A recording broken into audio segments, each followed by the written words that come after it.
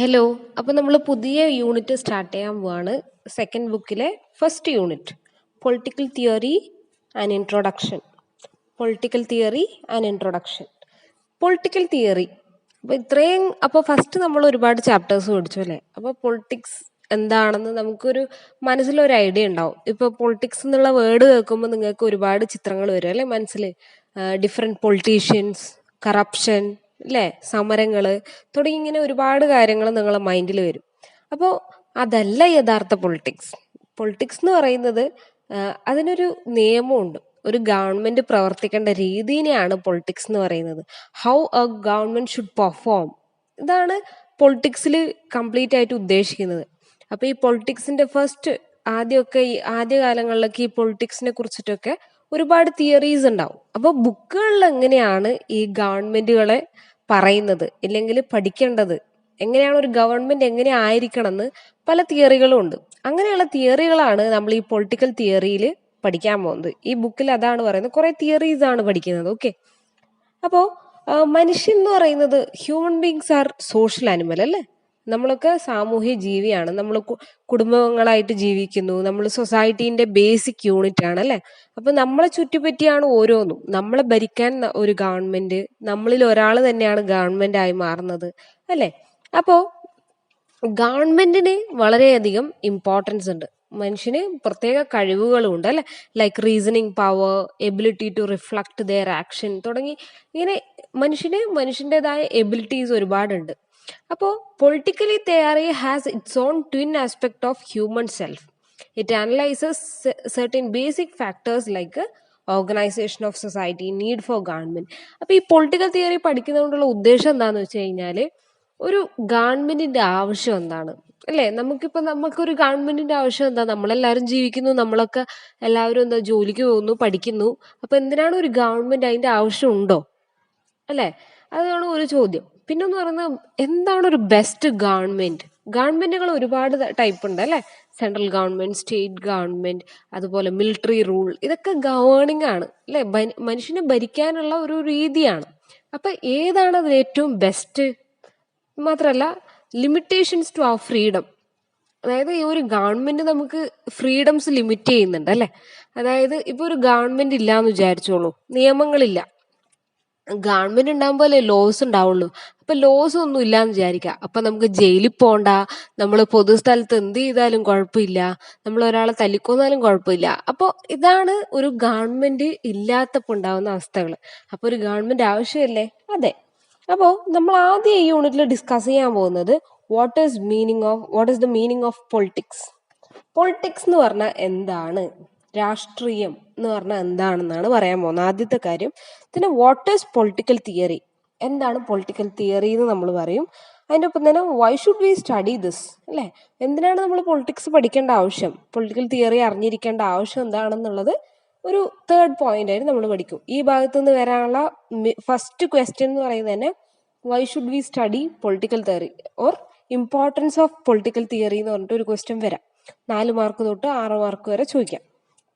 അപ്പൊ ആദ്യം what is politics എന്ന് പറയാം. There are different view points expressed by different persons on what is politics is all about. അപ്പോൾ ഓരോ വ്യക്തികൾക്കും ഓരോ അഭിപ്രായമാണ് പൊളിറ്റിക്സിനെ കുറിച്ചുള്ളത്. ഓക്കെ. അതിപ്പോ എൻ്റെ അഭിപ്രായം ആയിരിക്കില്ലല്ലോ നിങ്ങളുടെ അഭിപ്രായം. Those persons who contest elections and hold political office claim that it is public service. അതായത് എലക്ഷൻ നടത്തുന്നു, അതുപോലെ പബ്ലിക് ഓഫീസുകൾ, പൊളിറ്റിക്കൽ ഓഫീസുകൾ അത് ക്ലെയിം ചെയ്യുന്നു. അപ്പൊ ഈ ഒരു രീതി തന്നെയാണ്, ഇതൊരു പബ്ലിക് സർവീസ് ആണ്, അപ്പൊ ഇതാണ് ഗവൺമെന്റ് എന്ന് പറയുന്ന ആൾക്കാരുണ്ട്. Others hold the view that the certain person associate with politics with self-interest and manipulate politics to pursue ambitions and satisfy their personal wants. പിന്നെ ഒരു വിഭാഗം പറയുന്നത് അവരവരുടെ താല്പര്യത്തിന് വേണ്ടി, പേഴ്സണൽ ഇൻട്രസ്റ്റിന് വേണ്ടിയിട്ട് എന്താവുന്നു, ഏതെങ്കിലും ഒരു പൊളിറ്റിക്കൽ പാർട്ടിയുമായി ബന്ധപ്പെട്ടിട്ട് ജയിക്കുന്നു, അവരെന്ത് ചെയ്യുന്നു, അവർക്ക് വേണ്ട കാര്യങ്ങളൊക്കെ നേടിയെടുക്കുന്നു. ഓക്കെ. പേഴ്സണൽ വാണ്ട്സിന് വേണ്ടി മാത്രം പൊളിറ്റിക്സിനെ യൂസ് ചെയ്യുന്നു. ക്ലിയർ? ഇതാണ് രണ്ടാമത്തെ ആൾക്കാരുടെ അഭിപ്രായം. പിന്നെ ഒരു ആൾക്കാർ പറയുന്നത് what politician do is politics according to some people. അപ്പൊ കുറച്ച് പേര് പറഞ്ഞത് പൊളിറ്റീഷ്യൻസ് എന്താണോ ചെയ്യുന്നത്, രാഷ്ട്രീയക്കാർ എന്താണോ ചെയ്യുന്നുള്ളത് അത് തന്നെയാണ് പൊളിറ്റിക്സ് എന്ന് പറയുന്ന ആൾക്കാരും ഉണ്ട്. അപ്പോൾ ചിലവർ പറഞ്ഞു എന്താണ് പൊളിറ്റിക്സ് എന്ന് പറഞ്ഞു കഴിഞ്ഞാൽ അവരവരുടെ ആവശ്യത്തിന്, ഈ പൊളിറ്റീഷ്യൻസിന്റെ ആവശ്യത്തിന് പൊളിറ്റിക്സ് കളിക്കുന്നു, അങ്ങനെ അവര് എന്ത് ചെയ്യുന്നു, അവർക്ക് വേണ്ട കാര്യങ്ങൾ നേടിയെടുക്കുന്നു, ഇങ്ങനൊരു അഭിപ്രായം. പിന്നെ ഒരു വിഭാഗം പറഞ്ഞത് പൊളിറ്റീഷ്യൻസ് ചെയ്യുന്നത് നമ്മൾ കാണുന്നില്ലേ, അത് തന്നെയാണ് പൊളിറ്റിക്സ് എന്ന് വേറൊരു വിഭാഗത്തിന്റെ അഭിപ്രായം. There are instances wherein the people in various walks of life try to promote their self-interest by means fall or fair. For example, a hockey player manipulating to stay in the team, or a student trying to misuse his father's position for certain benefits. So in such cases, he or she is playing dirty politics.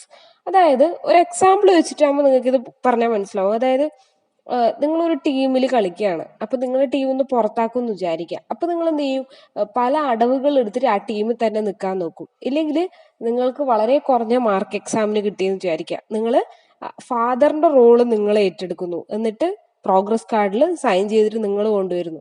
അപ്പൊ അതൊരു dirty politics ആണെന്ന് പറയാം. ഒരാളുടെ അധികാരത്തിൽ മറ്റൊരാൾ ഇടപെട്ട് അതിനെ ഒരു എന്താണ് വളരെ മോശമായ രീതിയിൽ മാറ്റുന്നതിനെ ഡേർട്ടി പൊളിറ്റിക്സ് എന്ന് നമുക്ക് പറയാം. അപ്പോ എന്താണ് പൊളിറ്റിക്സ് എന്നുള്ളതിന് ഇവിടെ ഹാൻസ് ജെ മൊർഗൻതാവുവിന്റെ ഒരു ഡെഫിനിഷൻ ഉണ്ട്, അത് വായിക്കാം. According to Lasswell, politics is the study of power and powerful, influence and influential.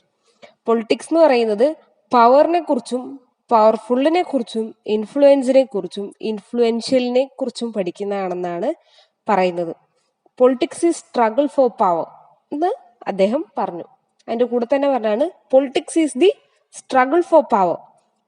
പവറിന്, അധികാരത്തിന് വേണ്ടിയുള്ള മത്സരമാണ് പൊളിറ്റിക്സ് എന്ന് പറയുന്നത്, അല്ലേ? ഇപ്പൊ ഒരു പാർട്ടി അധികാരത്തിലുണ്ട് വിചാരിക്കുക, അപ്പൊ ബാക്കി പാർട്ടിക്കാരെന്ത് ചെയ്യും, പൊളിറ്റിക്സ് കളിക്കും. ഡേർട്ടി പൊളിറ്റിക്സ് ആവാൻ, നല്ല രീതിയിലാവാം, എങ്ങനെയെങ്കിലും അവരെ താഴെ ഇറക്കാന്നുള്ള ലക്ഷ്യം മാത്രമേ ഉള്ളൂ. അപ്പൊ അതിനെയാണ് പൊളിറ്റിക്സ് എന്ന് ലാസ്വെല്ല് പറഞ്ഞത്.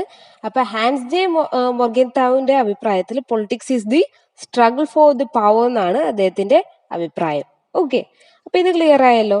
അപ്പോൾ ഒരു ഡെഫിനിഷൻ നമ്മൾ കൊടുക്കുകയാണെങ്കിൽ, ഇത് രണ്ട് വ്യക്തികളുടെ അഭിപ്രായത്തിൽ പറഞ്ഞാണ്. ഒരു ഡെഫിനിഷൻ ചോദിക്കുകയാണെങ്കിൽ, what is politics? Politics is timeless, endless, universal activity which aims at well-being of individuals in the organized society by solving their problems to the great extent. Politics is timeless, സമയം കളയാത്ത, അല്ലേ? Timeless ആണ്, അതിന് പ്രത്യേക കാലഘട്ടമൊന്നുമില്ല, ഏത് സമയത്ത് വേണമെങ്കിലും politics ഉണ്ടാവാം. Endless, ഒരിക്കലും തീരാത്ത, ഒരിക്കലും എപ്പോൾ തുടങ്ങും എന്ന് പറയാൻ പറ്റാത്ത ഒരു യൂണിവേഴ്സൽ ആക്ടിവിറ്റിയാണ്, ലോകത്ത് എല്ലായിടത്തും നടക്കുന്ന ഒരു ആക്ടിവിറ്റിയാണ്. Politics is a timeless, endless, universal activity which aims at wellbeing of. അത് എന്തിന് എയിം ചെയ്യുന്നു? അവരുടെ ലക്ഷ്യം, ഈ യൂണിവേഴ്സൽ ആക്ടിവിറ്റീന്റെ ലക്ഷ്യം എന്ന് പറയുന്നത് വെൽബീയിങ് ഓഫ് ഇൻഡിവിജ്വൽസ് ആണ്. സാധാരണ ജനങ്ങളുടെ മെച്ചപ്പെട്ട ജീവിതമാണ്, ഇല്ലെങ്കിൽ അവരുടെ നല്ല ഒരു ജീവിതമാണ് ഇതിന്റെ പ്രധാന ലക്ഷ്യം പൊളിറ്റിക്സിന്റെ. In the organised society by solving their problems to great extent. Organised society, organised എന്ന് പറഞ്ഞാൽ എന്താണ്? ശരിയായി വിഭജിച്ച് കറക്റ്റ്. ഇപ്പോൾ നമ്മൾ സൊസൈറ്റിയിൽ കാണുന്നില്ലേ, ഏറ്റവും ബാക്ക്വേർഡ് ആയിട്ടുള്ള ആൾക്കാരെ മൈനോറിറ്റീസ്, അതിൽ തന്നെ ഷെഡ്യൂൾഡ് കാസ്റ്റ്, ട്രൈബ്, ഇങ്ങനെ ഒരു ഓർഗനൈസേഷൻ ഉണ്ട് എല്ലാ കാര്യത്തിലും. ഇപ്പൊ എഡ്യൂക്കേഷന് ഒരു പ്രത്യേക രീതി ഉണ്ട്, അല്ലെ? ഫസ്റ്റ് സ്റ്റാൻഡ് പഠിച്ചു കഴിഞ്ഞാൽ സെക്കൻഡ് സ്റ്റാൻഡേർഡ് പഠിക്കാവുള്ളൂ, ഡിഗ്രി ഇന്ന സബ്ജക്ട് എടുത്തു കഴിഞ്ഞാൽ ഇന്ന സബ്ജക്ട് തുടർന്ന് പഠിക്കാം. ഇങ്ങനെ ഒരു ഓർഗനൈസേഷൻ ഉണ്ട്, എല്ലാത്തിനും ഒരു ഒരു രീതിയുണ്ട്. ആ രീതിയിൽ എന്ത് ചെയ്യുന്നു, സൊസൈറ്റീനെ അറേഞ്ച് ചെയ്തിരിക്കുന്നു. ആ സൊസൈറ്റിയിലുള്ള ജനങ്ങളുടെ പ്രശ്നങ്ങളെ എന്ത് ചെയ്യുന്നു, ഒരു പരിധിവരെ, ഗ്രേറ്റ് എക്സ്റ്റെന്റ്, ഒരു നല്ലൊരു അളവിൽ തന്നെ പരിഹരിക്കാൻ പറ്റുന്ന ആ ഒരു രീതിനെയാണ് എന്ത് പറയുന്നത്, പൊളിറ്റിക്സ് എന്ന് പറയുന്നത്. Politics is timeless, endless, universal activity which aims at well-being of individuals in the organized society by solving their problems to great extent. Clear? അപ്പൊ എന്താ മനസ്സിലായല്ലോ? പൊളിറ്റിക്സിന്റെ ഡെഫിനിഷൻ മനസ്സിലായല്ലോ? ഓക്കെ, അപ്പൊ ഈ ഡെഫിനിഷൻ എന്തായാലും പഠിച്ചു വെക്കാം. ഇനി why should we study this political theory? ഈ പൊളിറ്റിക്കൽ തിയറി പഠിക്കേണ്ടതിന്റെ ആവശ്യമാണ് ഇനി പറയാൻ പോകുന്നത്. പൊളിറ്റിക്കൽ തിയറി എന്താന്ന് മനസ്സിലായല്ലോ? റെക്കോർഡ്സിൽ, ഇല്ലെങ്കിൽ വളരെ വലിയ ഫിലോസഫേഴ്സ് അല്ലെങ്കിൽ പൊളിറ്റിക്കൽ തിങ്കേഴ്സ് ഒക്കെ അവരുടെ കൺസെപ്റ്റ് ഓഫ് ഗവൺമെന്റിനെ കുറിച്ചിട്ട് എഴുതിയിട്ടുണ്ട്. ഓക്കെ, അതാണ് തിയറീസ് എന്ന് പറയുന്നത്. Because we study political theory, studying political theory is studying of a man. മനസ്സിലായോ? പൊളിറ്റിക്കൽ തിയറി പഠിക്കുന്നത് മനുഷ്യനെ കുറിച്ച് പഠിക്കുന്നതിന് തുല്യമാണെന്നാണ് പറയുന്നത്. പിന്നെ ഒന്ന് പറയുന്നത് A study of state and government. Political theory എന്ന് പറയുന്നത് study of state and government. ഒരു നാടിനെ കുറിച്ച് ഇല്ലെങ്കിൽ ഒരു രാജ്യത്തെ കുറിച്ച്, ഒരു സംസ്ഥാനത്തെ കുറിച്ച് പഠിക്കുന്നതോടൊപ്പം തന്നെ അവിടുത്തെ ആ ഒരു ഓർഗനൈസേഷൻ കൂടി പഠിക്കുന്നതാണ് പൊളിറ്റിക്കൽ തിയറിയിലൂടെ. അടുത്തത് സ്റ്റഡി ഓഫ് പൊളിറ്റിക്കൽ തിയറിയാണ്. ഒരു പൊളിറ്റിക്കൽ തിയറി എന്താണെന്ന് പഠിക്കുകയാണ് നമ്മൾ പൊളിറ്റിക്കൽ തിയറിയിലൂടെ ചെയ്യുന്നത്. Study of international relations. Political theory പഠിക്കുന്നതിലൂടെ നമ്മൾ എന്ത് ചെയ്യും? ഇന്റർനാഷണൽ റിലേഷൻസ് മനസ്സിലാക്കും. And study of political dynamics. Okay, ഇത്രയും കാര്യമാണ് പറയാനുള്ളത്. വൈ ഷുഡ് വി സ്റ്റഡി എന്നുള്ള ചോദിച്ചു കഴിഞ്ഞാൽ, when we look around we see movement, development and change. If we go deeper we find some values and principles that inspired people and guided policies. Ideals like democracy, freedom, equality, justice, etc. We find that many countries have protected such values by enshrining them in their constitution. India is no exception.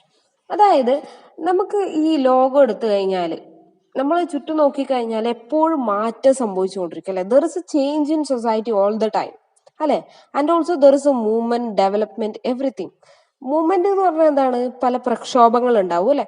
ഇപ്പൊ സമൂഹത്തിൽ ഒരു കാര്യം നമുക്ക് ഒരു government തീരുമാനം എടുത്തു കഴിഞ്ഞാൽ നമുക്കത് വേണ്ടാന്ന് തോന്നിക്കഴിഞ്ഞാൽ അതിനെതിരെ സമരങ്ങൾ ഉണ്ടാവും. അതുപോലെ ഡെവലപ്മെന്റ്, നമുക്ക് ആവശ്യമുള്ള വെൽബീയിങ് ഓഫ് ഹ്യൂമൻ ബീയിങ് ആണ് എന്ത്? ഗവൺമെന്റിന്റെ ലക്ഷ്യം. അപ്പൊ അത് ഫുൾഫിൽ ചെയ്യാൻ വേണ്ടിയിട്ട് എന്ത് ചെയ്യും? ഡെവലപ്മെന്റുകൾ ഉണ്ടാവും അല്ലെ. റോഡുകൾ ഉണ്ടാവും, പാലങ്ങൾ ഉണ്ടാവും, അങ്ങനെ തുടങ്ങി എല്ലാ സൗകര്യങ്ങളും നമുക്ക് ഗവൺമെന്റിന്റെ ലൂടെയാണ് നടന്നു കിട്ടുന്നത്. അപ്പോ നമുക്ക് കുറച്ചും കൂടി ഡീപ്പായി പോയി കഴിഞ്ഞാൽ, ഇത് കഴിഞ്ഞ ചാപ്റ്ററിന്റെ കണ്ടിന്യൂഷൻ ആണ്. നമ്മൾ ഫിലോസഫി ഓഫ് കോൺസ്റ്റിറ്റ്യൂഷനിൽ ഈ കാര്യം പറഞ്ഞതാണ്. There are set of values in our constitution അല്ലെ. നമ്മുടെ കോൺസ്റ്റിറ്റ്യൂഷൻ എന്ന് പറയുന്നത് there is no set of rules or laws അല്ലെ.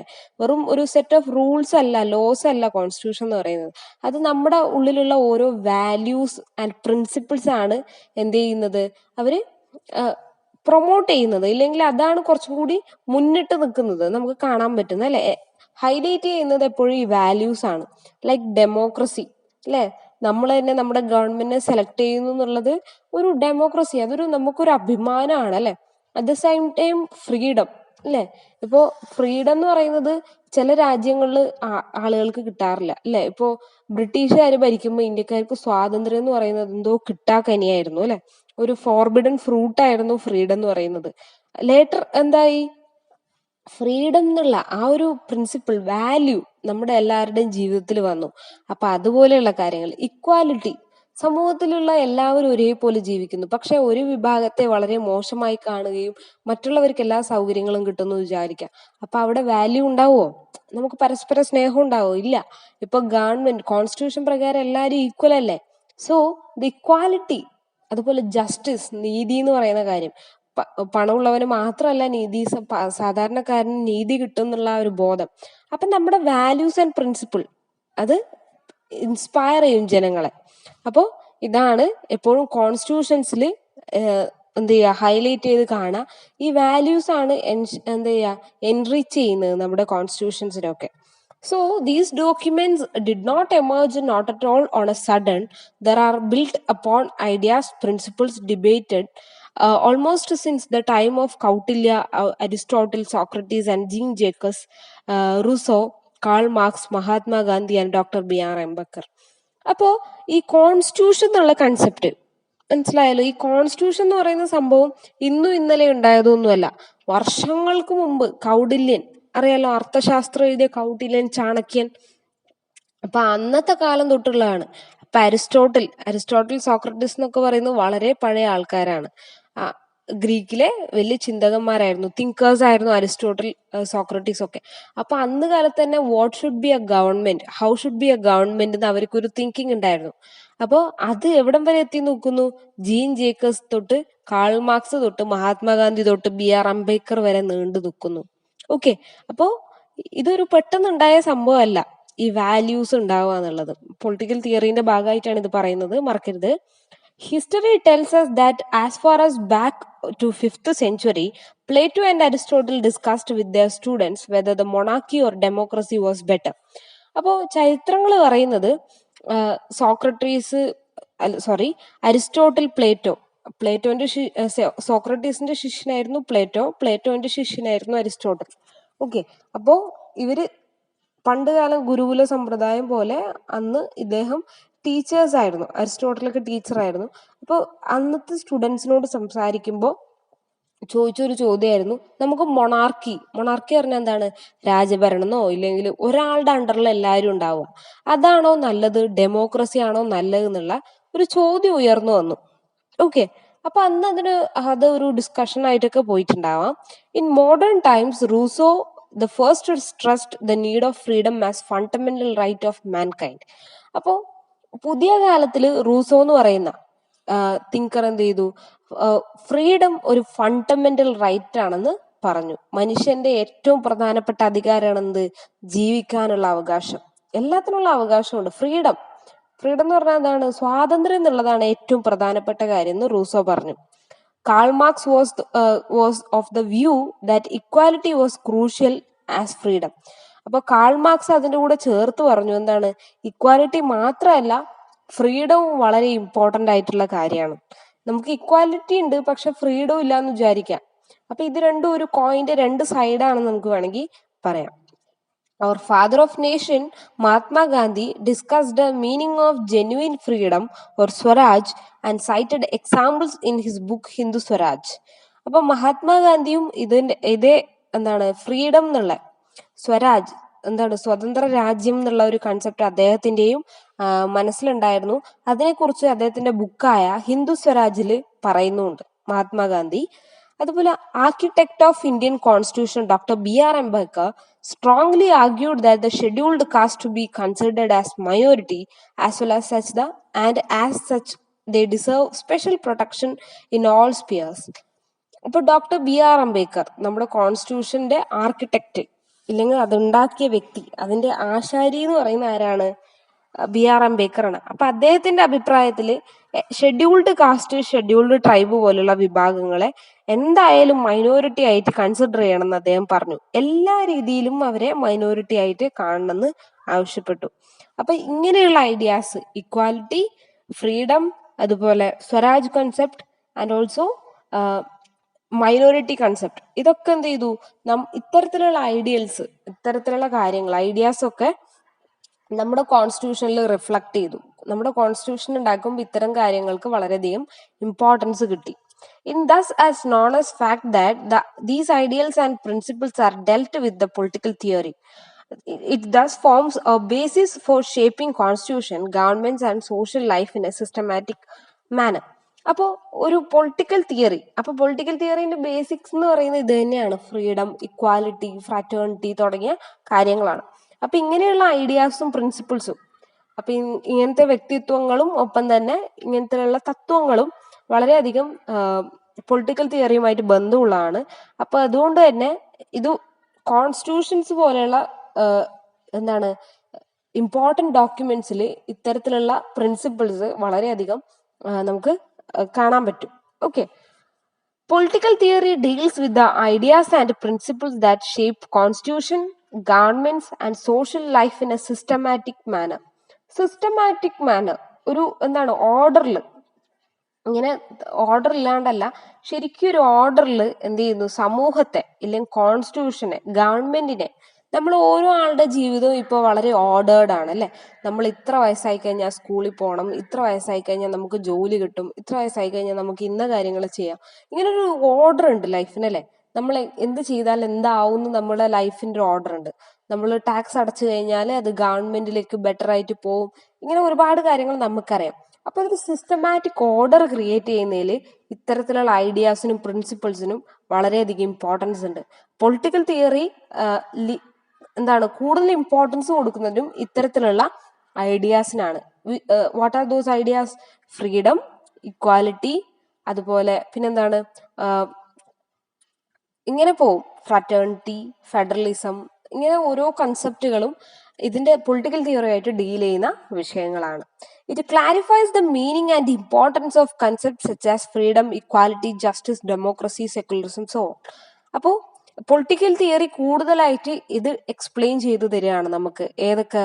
ഫ്രീഡം എന്താണ്, ഇക്വാലിറ്റി എന്താണ്, ജസ്റ്റിസ് എന്താണ്, ഡെമോക്രസി എന്താണ്, സെക്യുലറിസം എന്താണ്. അപ്പൊ നമ്മൾക്ക് ഇന്ന് മനസ്സിലൊരു കൺസെപ്റ്റ് ഉണ്ടാവുമല്ലോ, ഫ്രീഡം എന്ന് പറഞ്ഞു കഴിഞ്ഞാൽ എനിക്ക് എന്തും പറയാനുള്ള ഫ്രീഡം ആണ് എന്ന് വിചാരിക്കുന്ന ആൾക്കാരുണ്ടാവും. അതുപോലെ എനിക്ക് എവിടെയും സഞ്ചരിക്കാൻ ഫ്രീഡം ഉണ്ട്. അങ്ങനെയാണ് നമ്മുടെ മനസ്സിലുള്ള കൺസെപ്റ്റ്. ഇക്വാലിറ്റി എന്ന് പറഞ്ഞാൽ എന്താണ്? ഒരു ബോയ്ക്ക് കിട്ടേണ്ട അതേ എന്താണ് റൈറ്റ്സും ഇക്വാലിറ്റി ലേഡിക്കും കിട്ടണം, ഇല്ലെങ്കിൽ ഗേളിനും കിട്ടണം എന്നുള്ളതായിരിക്കും നമ്മുടെ മനസ്സിലുള്ള കൺസെപ്റ്റ്. അതുപോലെ നീതി, ജസ്റ്റിസ് എന്ന് പറയുന്നത് ജസ്റ്റിസ് ലോയിൽ പറയുന്ന ജസ്റ്റിസ് ആണ് എല്ലാവർക്കും. ഇങ്ങനെ നമുക്ക് ഓരോ കൺസെപ്റ്റ് ഉണ്ടാവും അല്ലെ, ഇങ്ങനത്തെ ഓരോ വാക്ക് കേൾക്കുമ്പോഴും അതിനെ കുറച്ചും കൂടി എക്സ്പ്ലെയിൻ ചെയ്ത് എന്താണത്, എന്താണ് ഈ ഇമ്പോർട്ടൻറ്റ് കൺസെപ്റ്റ്സ് മീൻ ചെയ്യുന്നത്, നമുക്കൊരു ക്ലാരിഫിക്കേഷൻ വരുത്താണ് പൊളിറ്റിക്കൽ തിയറി വഴി ചെയ്യുന്നത്. Political theory proves the importance and validity of principles such as rule of law, separation of powers, judicial review, etc. So the importance and validity of principle such as rule of law. അപ്പോൾ ഇതിന്റെ importance ഒക്കെ നമുക്ക് പറഞ്ഞു തരാണ് ചെയ്യുന്നത്. This is effectively carried out by examining arguments put forward by eminent thinkers in defense of these ideas and concepts.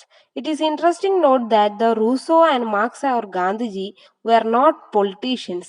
Their thoughts and ideas influenced the generations of politicians throughout the world. അപ്പോൾ പല പ്രധാനപ്പെട്ട ആൾക്കാരും ഇതിനെക്കുറിച്ച് അഭിപ്രായങ്ങൾ പറഞ്ഞിട്ടുണ്ടാവൂലേ, what is politics എന്നുള്ളത്. അങ്ങനെ നോക്കുമ്പോൾ ഈ കാൾ മാർക്സ്, റൂസോ, ഗാന്ധി ഒന്നും പൊളിറ്റീഷ്യൻസ് ആയിരുന്നില്ല. അവര് എന്താ പറയാ, സോഷ്യൽ വർക്കേഴ്സ് ഒക്കെ ആയിരുന്നു.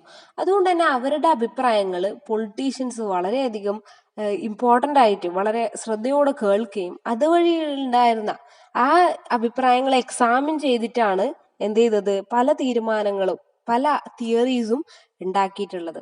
So a political scientist studies and inquires about the origin, development, formation of the government, functions of the government, the relation between people and the government, the rights and duties of people, and tries to suggest the ideals relating the all factors.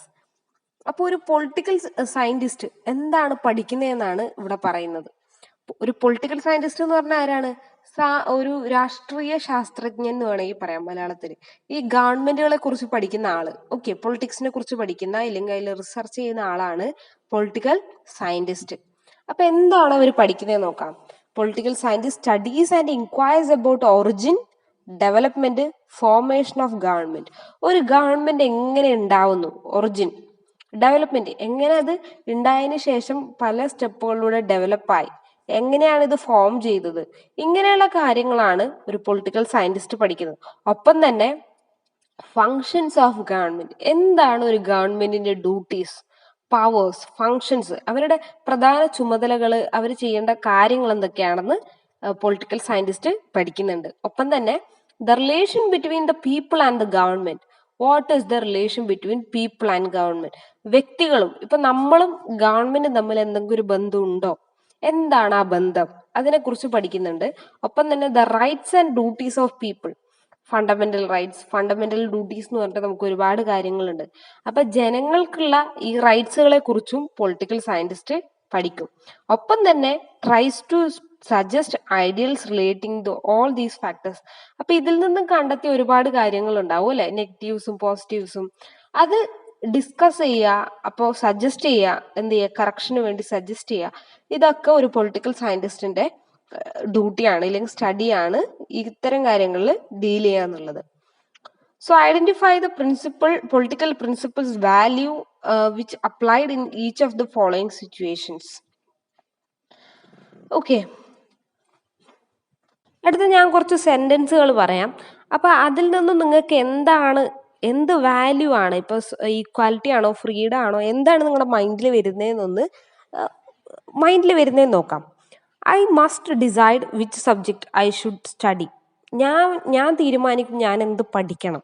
Okay. The social evil untouchability has been abolished. സമൂഹത്തിന്റെ evil, ഒരു നശിച്ച സംഭവമായിരുന്നു തൊട്ടുകൂടായ്മ. അതിപ്പോൾ ഇല്ലാതായി. All Indian must be treated as equal as before law. നിയമത്തിന് മുമ്പിൽ എല്ലാ ഇന്ത്യക്കാരും തുല്യരാണ്. Minorities can establish their own educational institution. മൈനോറിറ്റിയിലുള്ള വിഭാഗത്തിലുള്ള ആൾക്കാർക്ക് അവരുടേതായ വിദ്യാഭ്യാസ സ്ഥാപനങ്ങൾ ഉണ്ടാക്കാം. Foreigners visiting India are not eligible for vote in Indian elections.